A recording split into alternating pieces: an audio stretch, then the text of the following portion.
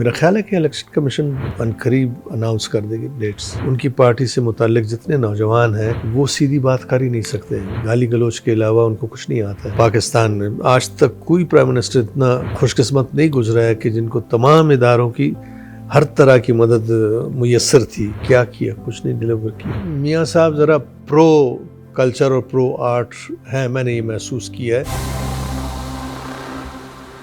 ناظرین کرام، آج ہمارے ساتھ جو شخصیت موجود ہیں کسی تعارف کے محتاج نہیں ہیں، لیجنڈ اداکار ہیں اور اس وقت نگران وزیر ثقافت ہیں. سر بہت بہت شکریہ جی این این کو اپنا خصوصی ٹائم دینے کا. شکریہ. سر سب سے پہلے تو میں جاننا چاہوں گا کہ یہ بتائیے گا کہ جو سیاسی جماعتیں ہیں وہ لیول پلینگ فیلڈ نہ ملنے کا شکوہ کیوں کر رہی ہیں، اس حوالے سے آپ کیا کہیں گے؟ یار اس کا میری منسٹری سے کیا تعلق ہے؟ لیول پلینگ فیلڈ تو سب کو ملنی چاہیے. میرا خیال ہے یہ چونکہ ان کو اندازہ ہو گیا کہ اب انتخابات آنے والے ہیں تو انہوں نے کوئی نہ کوئی بیانیہ تو بنانا ہے. سب نے، جو ان کا حق ہے بنائیں اور ہمارے پاس اس کا جواب ہونا چاہیے. ہم تو اس لیے آئے ہیں کہ الیکشن کمیشن جب بھی ڈیٹ اناؤنس کرے تو ہم یہ انشور کریں کہ جی صاف ستھرے ٹرانسپیرنٹ الیکشنز ہوں اور پیسفل ہوں، تاکہ جو الیکٹڈ گورنمنٹ آئے اس پہ کسی کو کوئی اعتراض نہ ہو. تو سر آپ سمجھتے ہیں کہ 90 روز میں الیکشن جو ہے نگران حکومت کا ایک آئینی ذمہ داری ہوتی ہے، تو وہ اس آئینی ذمہ داری میں رہتے ہوئے 90 روز میں الیکشن کروانے میں ذمہ داری تو بالکل، اگر یہ سارے جو لوازمات ہیں وہ ڈیلیمیٹیشنز وغیرہ والے ہو چکے ہوتے تو پھر تو 90 دن میں بہت ایزیلی پاسبل تھا. لیکن چونکہ اب الیکشن کمیشن ان مراحل سے بھی گزر رہا ہے جو کہ کچھ پرسوں میں الیکشن کمیشن کی سٹیٹمنٹ تھی کہ 26 کو جو پہلے ریزلٹس ہیں ڈیلیمیٹیشنز کے وہ کمپائل ہوں، آ جائیں.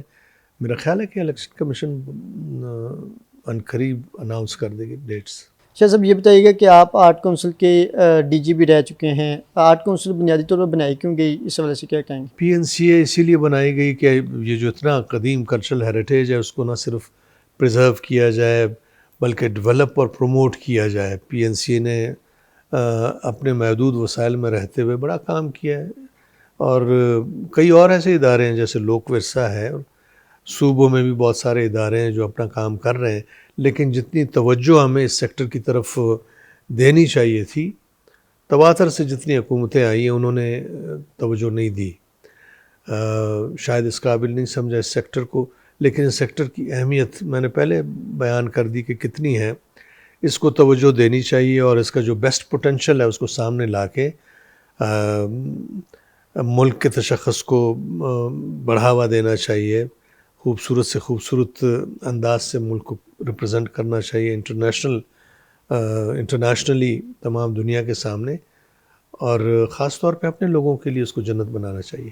شاہ صاحب یہ بتائیے کہ بڑا اہم سوال ہے کہ سینسر بورڈ کو کچھ حلقے فلم کی ترقی میں رکاوٹ سمجھتے ہیں اور فلم ساز بھی مرکزی اور صوبائی بورڈ کے ہاتھوں مشکلات کے شکار ہیں. آپ کے دور میں سینسر بورڈ کو دور حاضر کے تقاضوں کے مطابق ڈالا جائے گا، اس حوالے سے کیا کہیں؟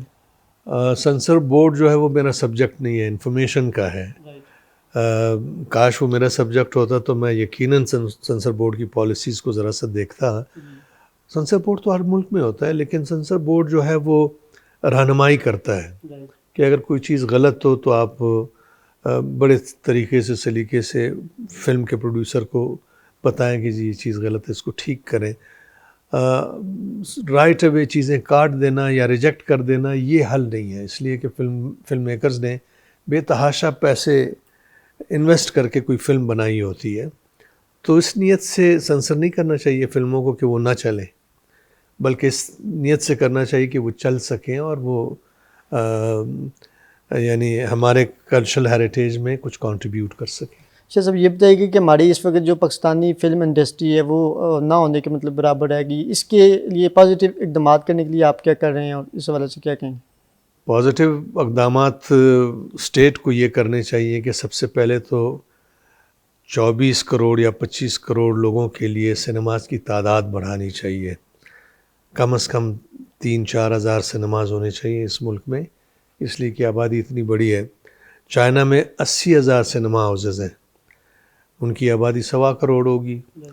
1.25 ارب ہوگی، ہماری 25 کروڑ ہے، تو کوئی مطلب اس ریشو سے اگر 4,000 بھی ہوں تو یہ سنیماز ہمیں اس قابل بنا دیں گے کہ ہمارے فلم ساز ان سنیماز کو بھرنے کے لیے، ان ایگزیبیشن کی ڈیمانڈ پوری کرنے کے لیے فلمیں بنانا شروع کر دیں گے.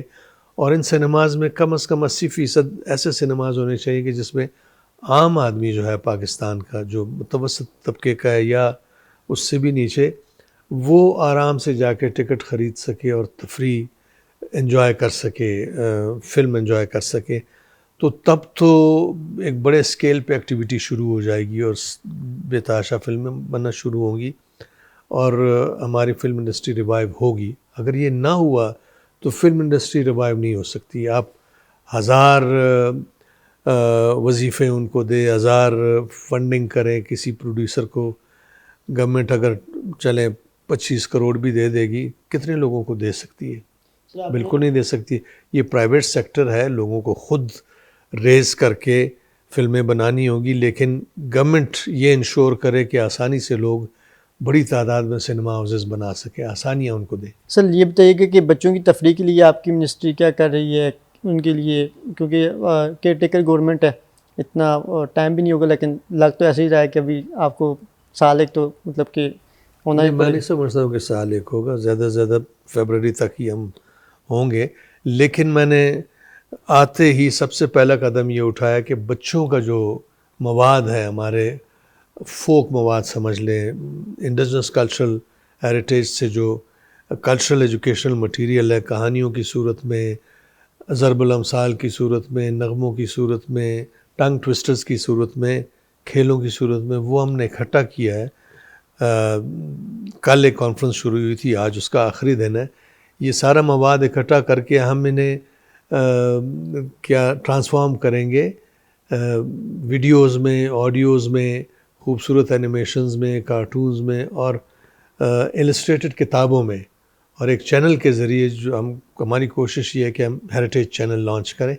چینل کے ذریعے ہم یہ مواد جو ہے اپنے بچوں کو، جو تمام زبانوں سے تعلق رکھتے ہیں، یہ مواد جو ہے پاکستان کی تمام زبانیں، پشتو، بلوچی، براوی، سندھی، سرائکی، پنجابی وغیرہ، شینا، تورولی، جو چھوٹی چھوٹی زبانیں، ان سب کا مواد ہم ٹرانسفارم کریں گے اور یہ اویلیبل ہوگا ان تمام بچوں کو.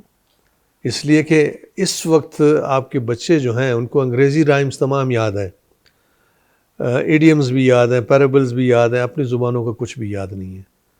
تو کوشش ہماری یہ ہے کہ بچے جو ہیں وہ ان کو احساس ہو کہ وہ ہیں کون، وہ امپاورڈ ہوں، ان کو اپنی روایات کا پتہ چلے، ان کو پتہ چلے کہ وہ کس زمین پہ رہ رہے ہیں، اور ان کی مادری زبانوں میں یہ سارا مٹیریل جو ان کو جب اویلیبل ہوگا تو ان میں کانفیڈنس پیدا ہوگا، ان کو پتہ چلے گا کہ وہ کون ہے، وہ کنفیوز نہیں ہوں گے.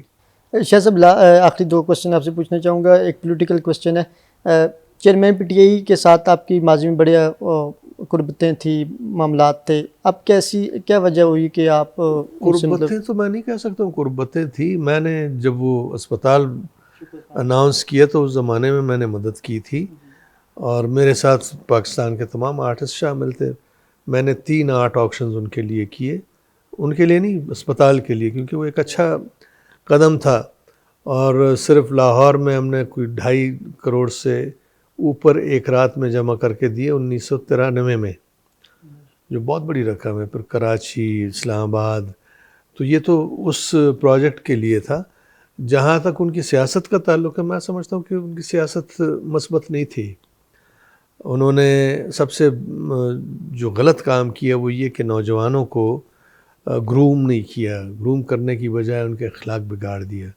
اب ان کی پارٹی سے متعلق جتنے نوجوان ہیں وہ سیدھی بات کر ہی نہیں سکتے، گالی گلوچ کے علاوہ ان کو کچھ نہیں آتا ہے. یہ بہت بڑا نقصان کیا نوجوانوں کا، جو بلیو کرتے تھے کہ ایک ایسا شخص جو شاید ڈیلیور کر سکے، ان کے پیروکار بنے.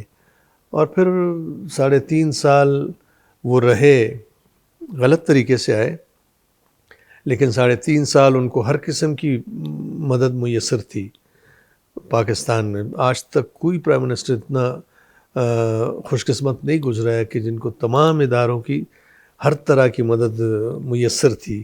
کیا کیا؟ کچھ نہیں ڈلیور کیا، سر کچھ بھی نہیں کیا.